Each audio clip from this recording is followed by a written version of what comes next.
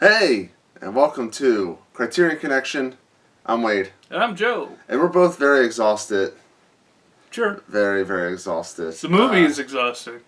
Yeah, I was exhausted before watching the movie. And boy, here's a disclaimer. I did fall asleep at parts. I did. I did. I almost did. But I didn't. I feel ashamed a little bit, but I'll rewatch it. It's and fine, see man. how I feel. But boy, can Terrence Malick shoot some B-roll. I was about, I think I watched about 75 to 80% of the movie, so I didn't fall asleep through a lot of it. I saw the ending, and I was just like, okay. Yeah, B-roll. This is Terrence Malick's. I feel like some of it's just like leftover B-roll from previous movies. I feel like Terrence Malick's goal in life is to eventually, like, I don't know why he hasn't just done it, is make a nature documentary. Why don't they let him shoot Blue Planet or something? Like, he obviously watched some Neil deGrasse Tyson before writing this movie. I mean, I don't know. He definitely, he has interest in space. And so I'm going to make a story about, childhood in the 50s in Texas. And talk about the universe, and you're just like, Terrence. Yeah. That being said, it's not a bad movie. Not at all. It's a beautiful looking movie. Oh yeah, it's in focus.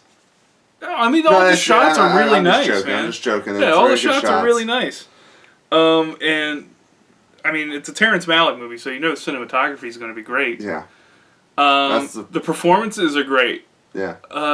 It's just, it can be a long trek for you if you're not ready for it. It's a long trek, and it's almost unnecessary at times. Like, why am I doing this? It was, I want to say it was like 30 to 40 minutes before you get into the large chunk with the family. And I think a large part of that first 40 minutes is this kind of montage of the creation of the universe. And all of that, the dinosaurs and all that stuff at one point. I was like, oh no, what did I get myself into? What did I get myself into in this one? And there's plenty to unravel for those people who want to do that, who want to really go in and dissect a lot of the visual metaphors. This movie is very visual. Yeah. There's not much exposition. Well, I mean, I assume not, but character dialogue. I don't know about you, but there's times where you just can't hear what they're saying. They just they're whispering, like, "Hey, you're watching a movie right now." Bye. So I'm sitting here. I have the volume turned all the way up on my computer, trying to watch this, and I can't hear what they're saying. Yeah. They're saying questions, I know, and they're talking about philosophical stuff, but I couldn't hear them. Yeah. I assume I have to blare it on surround sound to know what they're saying. You shouldn't have to, though. No, but Did you watch subtitles with subtitles? I didn't set it up to do that. That was my positive. I watched the subtitles. The subtitles are very nice. They're very nice. The subtitles are very nice. But yeah.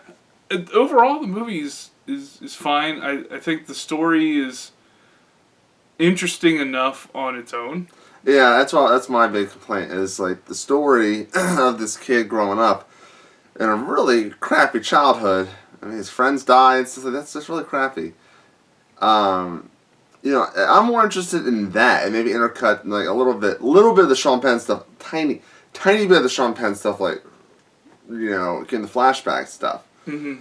If you just tell it as a coming-of-age story, I think it'd be a lot better movie. But they just throw this universe thing, and they throw this, the existential stuff in. And I get Terrence Malick just does not want to do coming-of-age story, but I felt the coming-of-age story was enough on its own. I think it would have, the way he framed it, the order, the structure, where it's Sean Penn, and then he's thinking back to when he was a kid.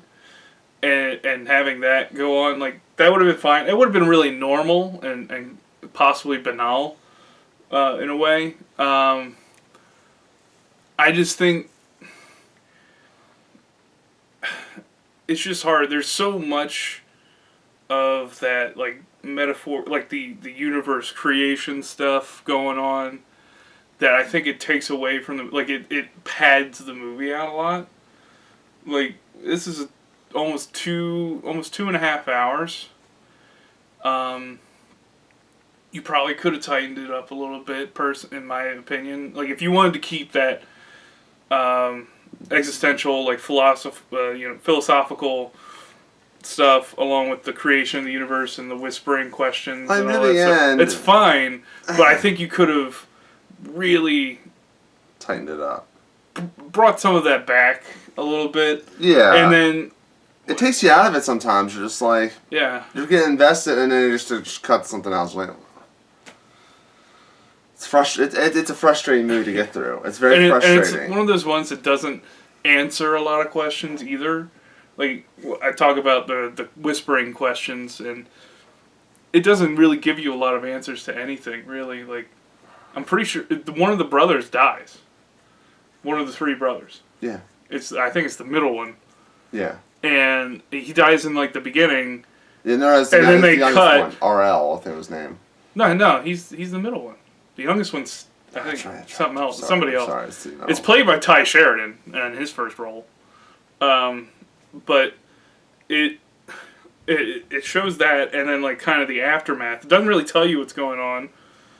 And then it cuts to all the universe. Then we come back, like, to Sean Penn, and he's like, yeah, I think about him every day. And then we have the long story of his childhood. Yeah. And him growing up with his father, and I think it's a really, like, the characters are really interesting in their own right. I'll say this. I do have, Brad Pitt reminds me of my dad. Mm-hmm. How Brad Pitt's like, I should have been a musician, but I'm stuck in this power plant. Yeah. And stuff like that. My dad was a painter. He decided I have to work at a steel mill all these hours to support my children and stuff like that.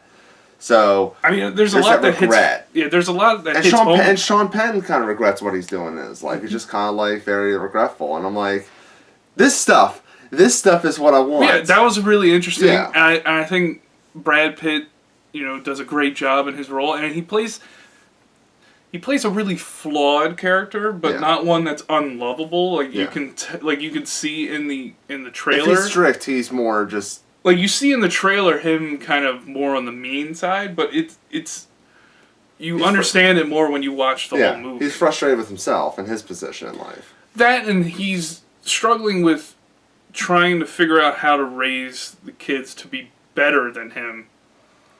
And it doesn't come out sometimes in the right way. He's very frustrated with himself and, trying to figure out how to do these things. And Jessica Chastain is just lovely. She's great in the movie. She's just lovely. And all the performances are really good. The one that plays the young Sean Penn, he's okay. I mean, you don't really see much of...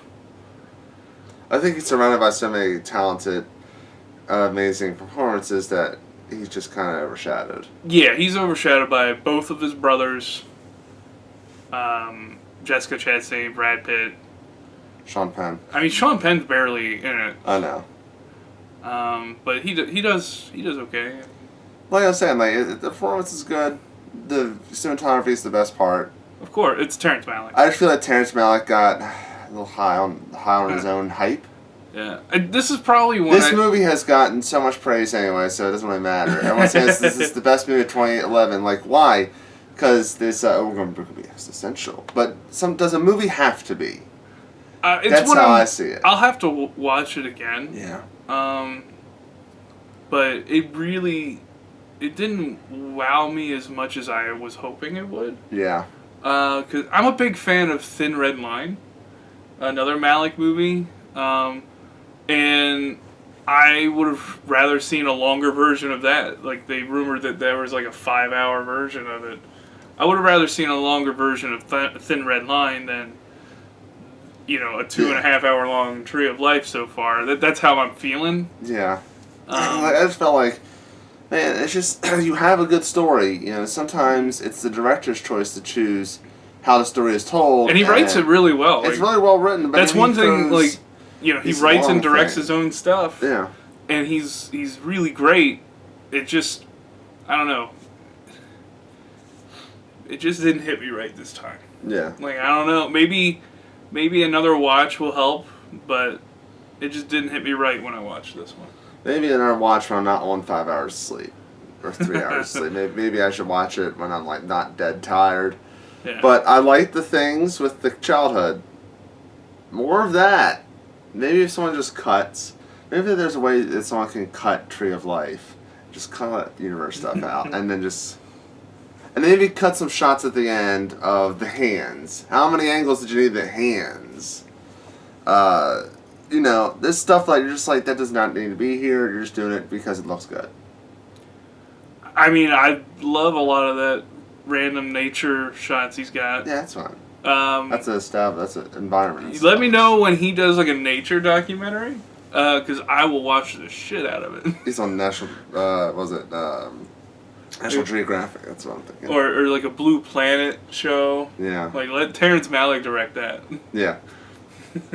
So Joe, buy, rent, or skip? I'm gonna say Rent. I think it's a solid Rent. It's worth watching once, in my opinion. Or maybe twice. You'll probably have to watch it twice, so it's worth watching twice. Yeah, I'd say rent. Okay, here's how I'm gonna do it. Rent, but don't finish the movie on the credits because you get 48 hours when you rent something, like on Amazon or something like that. So then you just rewind it and watch it again. Okay. Yeah, so if you're renting, if you want to watch it twice, do not finish the credits. Well, when you finish the credits, that means you finished the rental.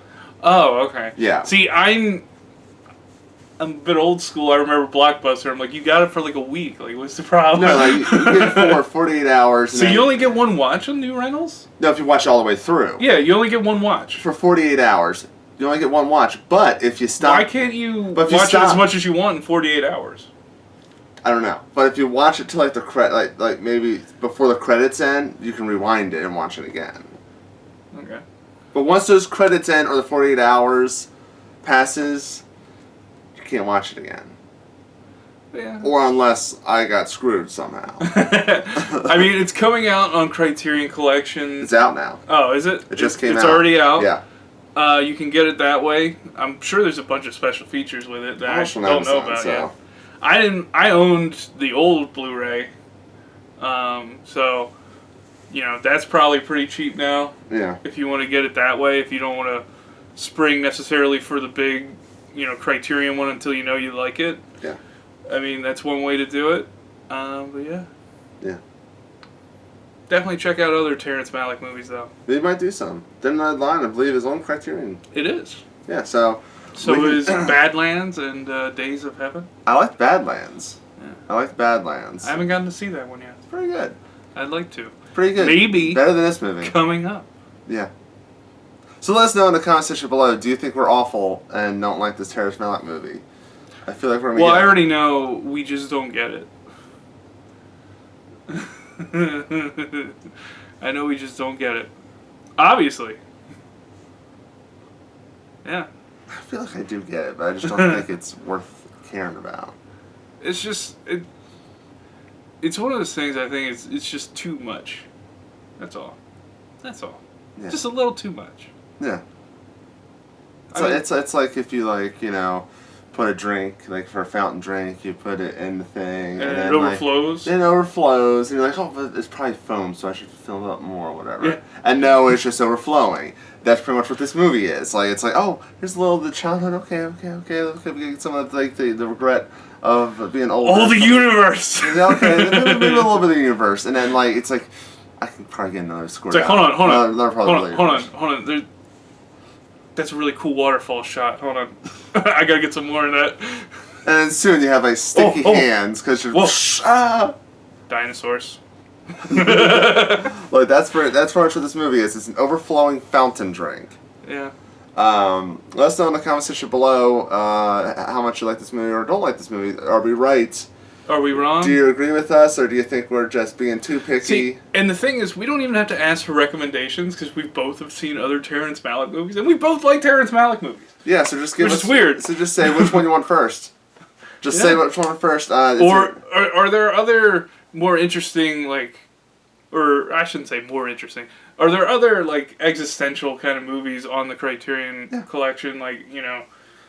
I haven't seen it, but there's a documentary for Stephen Hawking, Brief History of Time. Haven't seen it either. You know, that'd be an interesting one.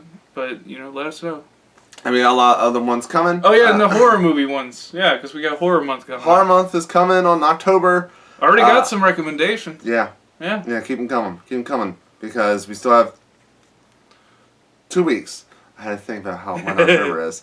We still have 2 weeks, and then, next week I have no idea what we're going to do, so make suggestions. Yeah. And then we can probably hit the list. Yeah, we'll probably hit the list. You know what? We're going to hit the list next week. So we're going to hit the list. We're going to have a fan suggestion week next week. So, yeah.